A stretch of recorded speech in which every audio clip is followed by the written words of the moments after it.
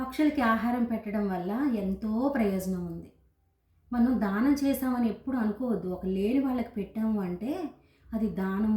మనం దానం చేసాం వాళ్ళకి. మనం ఇవ్వగలిగిన స్టేజ్‌లో ఉన్నాము. మనం గొప్ప, అటికి లేదు అందుకే పెట్టాము. దీనివల్ల మనకు మంచి ఫలితాలొస్తాయి. హ్మ్. అలా ఎప్పుడు మైండ్ సెట్ ఉంచుకోవద్దు. లేని వాళ్ళకి పెడితే పుణ్యమే. పుణ్యము, పాపం. ఏం ప్రయోజనం, ఏం ఫలితం. ఇట్లా ఆలోచించొద్దు. ఎందుకు చెప్తున్నానంటే పక్షుల గురించి కాదు ఇప్పుడు నేను చెప్పేది. పక్షులు రెక్కలొచ్చాక ఎగిరిపోతాయి. అవునా? అమ్మా, నాన్న దగ్గర ఉండవు.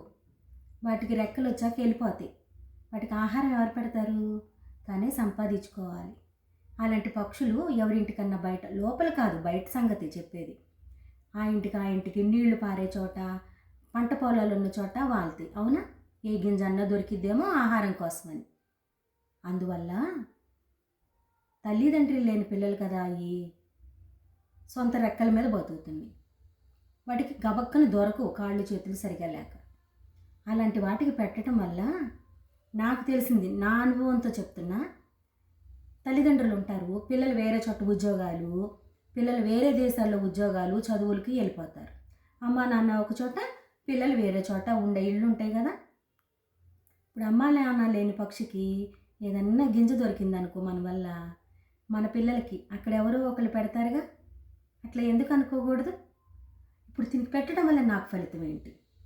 తినికి దానం చేయటం వల్ల నాకు వచ్చేసి పెద్ద కుప్ప, నెత్తిన ఏ కుప్ప వచ్చి పడిపోతుంది. ఇట్లా ఎప్పుడూ ఆలోచించవద్దు. మనం ఒకరికి పెట్టామంటే మనకు, మన కుటుంబంలో ఎవరికో, మన కడుపున పుట్టిన పిల్లలకు దేవుడు అనుగ్రహిస్తాడు.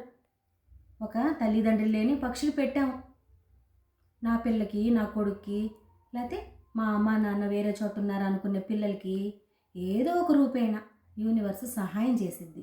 ఒకరికి పెట్టామంటే మనకు ఇంకొకరు సహాయం చేస్తారు అనుకోవాలి. అంతేగాని పెట్టేశాం కదా నాకు ఫలితం వచ్చేస్తుంది, అది ఏ విధంగా ప్రయోజనం, ఏ విధంగా ఫలితాన్ని ఇచ్చిద్ది? అట్లా ఆలోచన అనేది పెట్టుకోవద్దు.